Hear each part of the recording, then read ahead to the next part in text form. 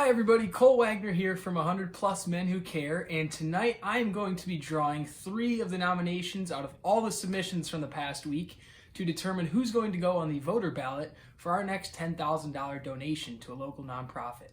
So, thank you all that participated and submitted nominations virtually, and we'll continue moving forward with the virtual voting process, but more details to come on that here shortly.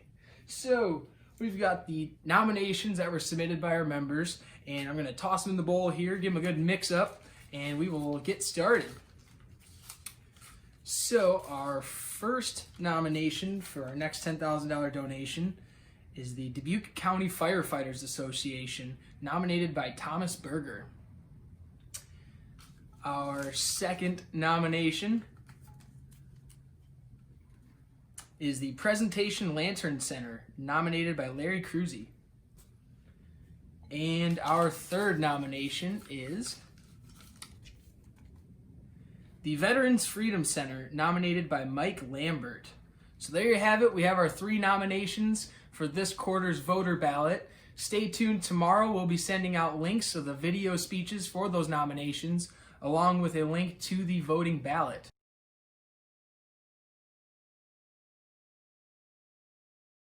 Hello, I'm Tom Berger. I'm the Dubuque County Emergency Management Coordinator. I'm also the Epworth Fire Chief. I'm standing here at the Dubuque County Firefighters Association Regional Emergency Responder Training Facility.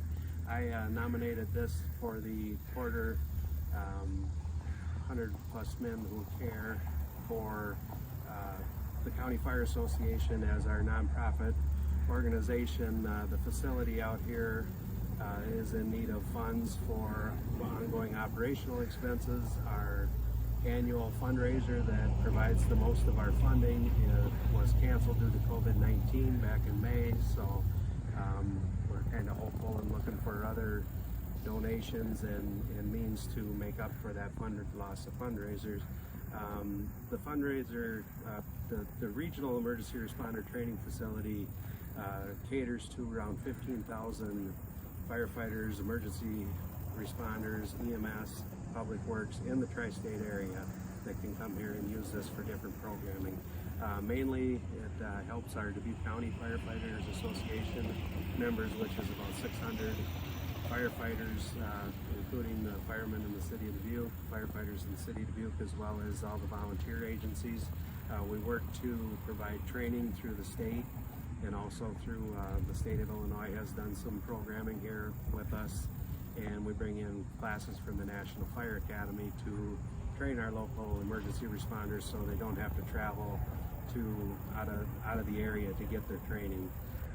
It keeps the expenses down, as well as keeps them home with their families as the volunteers and don't have to take off work to do the training. We are able to provide EMS classes in our classroom, which allow for the basic EMTs to get all their continuing education for free. So that's a savings to the local taxpayers, and a lot of the volunteer fire departments have to do like we do here, have fundraisers in order to provide that service to the citizens, and that's all a cost savings to them if they don't have to pay to go to the classes. Our facility was built in 2006. And the main training tower of it includes 3 burn rooms that we're able to do live fire in a safe atmosphere over at the training tower, as well as do other firefighter evolutions that you wouldn't want firefighters coming to your house or your business to train on, throwing ladders up and chopping holes in the roof and such. So it provides us with a safe training, local training, and it saves our taxpayers money. The facility itself, again, is by the Dubuque County Firefighters Association. It's a 501c3. We raised the $2.6 million in order to build the facility here with donated land from Dubuque County, as well as some contributions from the city of Dubuque. And it's just our job to we don't have any tax money that comes in to pay for the operations of the training center, so that's what we use our main fundraiser for. And like I said, that was canceled due to COVID, so we're hopeful that we can supplement that loss of revenue and help our firefighters, help citizens of Dubuque County.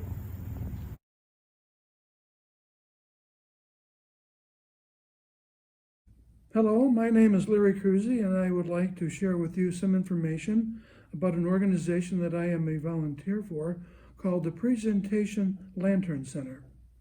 It's called Presentation Lantern Center because it was founded some 20 years ago by Sister Corinne Murray, a presentation sister, who was interested in something that would help those who might fall between the cracks when it came to receiving aid and advocacy. She noted especially immigrant families who needed an orientation to American culture and English language skills. The center is known for offering free one-to-one English lessons from an entirely volunteer staff of tutors and for preparing immigrants to take the American citizenship test. Of the 75 or so students who have taken the test, 75 are now fellow citizens. That's not a bad graduation rate. Of course, the students also receive help in getting through complex and sometimes daunting process of paperwork and legal challenges involved in applying for citizenship. But the center has also chosen to take on an outreach mission beyond that of offering English language tutoring and citizen preparation. It also serves as an advocacy tool in helping, while I turn my page, in helping students with ad hoc situations. Right now, for instance, in this most challenging times due to COVID-19, many of our students, although documented, do not qualify for services that citizens would have access to, such as stimulus checks, food stamps, rent, and utility support, and the whole host of problems connected with this trying time.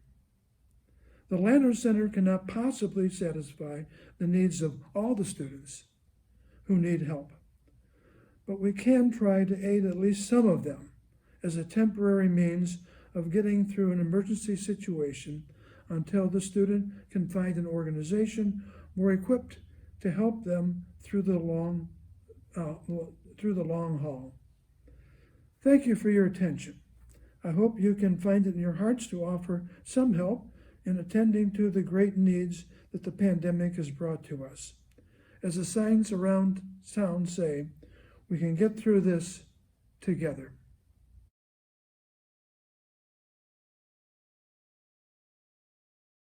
Hi, my name is Mike Lambert. I nominated the Veterans Freedom Center in Dubuque as my quarterly nonprofit this quarter. And I took a visit down there today and I learned a lot of very interesting things. I'd like to share some of those with you today. First, the mission of this center is to have an all-volunteer staff who help provide a safe and non-judgmental, healthy community while meeting the unique needs of all military members and veterans who have been honorably discharged. Some of the things out front that they do is they have a community room down there that all the veterans can get together and just socialize, just talk. It really helps get them out of their shell, get them back to a little bit of socialization in the community.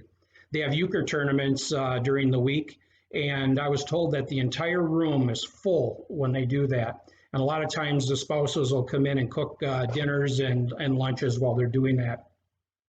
They have a pool table in the game room, and they have so many veterans that go through that center in a year that they have to recover the pool table twice a year. I thought that was phenomenal. They have a shuffleboard down there. They have darts. Those are just some of the things they do. Hands-on, they have a woodworking shop where they make from cuckoo clocks to any type of a woodworking project.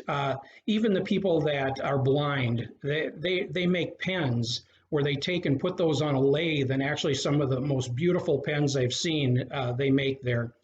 And they have just a large TV room, computer station for maybe some of these people don't have that available to them at home. During the course of the year, There's 8,980 veterans that go through our Dubuque facility, and that encompasses the tri-state area. World War II, Korean, Vietnam, the current conflicts, they're all served in the center. The youngest person served, 24 years old, and the oldest, 91. The 91-year-old benefits in one way that they supply crutches, walkers, electric scooters for anybody that has a mobility issue. And a veteran, they can go to the center, and they have a back room that I saw today that was just full of equipment to help those people become more mobile. Some of the other things, they have something called Operation We Care, and with that, it can provide some shelter for a homeless veteran, some financial assistance to help them. They have a program called Give a Lift to a Vet, and as you can imagine, they have a van for transportation, and they will take vets to medical appointments, including Iowa City or local. And again, that's all no charge to the veterans. All the Way Home. All the Way Home is a socialization program that they have there that takes the people that have mental issues from their service, PTSD, and whatnot, and it gets them together, and it just gets them talking. And as these veterans talk and get out of their shell, it can really, really help them. And again, all volunteer staff, 100% of the money that runs the organization comes from non-governmental sources. So donations such as ours or any of the other businesses in town or even individuals. One of the brochures I picked up, I just wanted to read this to you. One of the vets that's being served said, "I'm a Vietnam combat veteran. I was pushing suicide. I started coming to the Veterans Freedom Center. It gave a reason to leave the house, which is good. Everyone's here is a good person and we get along. This place serves a purpose in my life."